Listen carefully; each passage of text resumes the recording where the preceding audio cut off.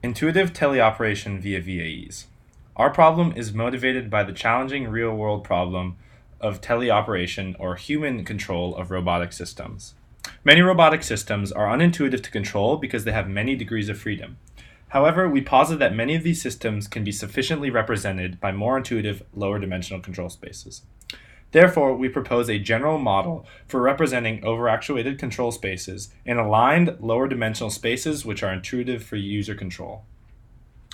Because we do not have access to ground truth labels of this lower dimensional control space, we look to the well-known latent variable models, specifically the VAE and the CVAE.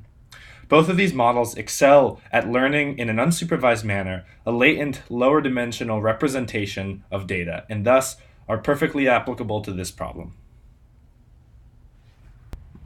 While we initially spoke about using a robotic arm and learning an intuitive controller for it, we first take a look at a simpler, more well-defined car simulator domain to test our hypothesis. So we look at three main datasets for this. The first being a reconstruction dataset, where we collect 2D original controls, blow them up to 5D overactuated controls, and see just how well our models do at reconstruction.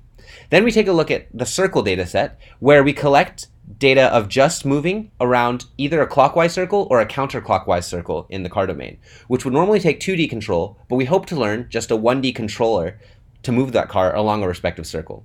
And finally, we look at the mirror dataset, where the dataset's collected by having a single leader car, where the other car is simply mirroring in the steer direction and just copying the gas.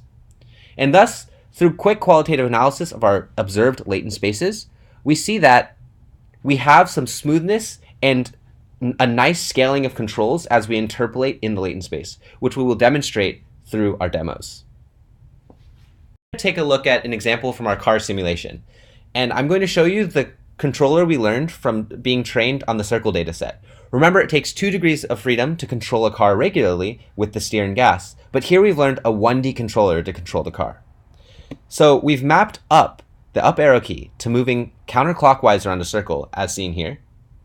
And when I press down, we now move clockwise around the circle, which is great because this is as desired, as we've learned a 1D controller for an otherwise 2D original control space.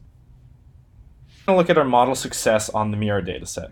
Recall that in the mirror dataset, we have a 2-car system where originally we would need 4 degrees of freedom of control, but intuitively, we only need 2 degrees of freedom as we can control one car as the leader and the other car will mirror its behavior.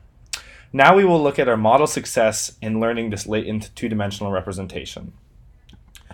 We see that if I hit the forward arrow key, the cars move forward together. And if I hit the backwards key, they move backwards together. And then as I lead the first car, the other one will start to mirror its behavior.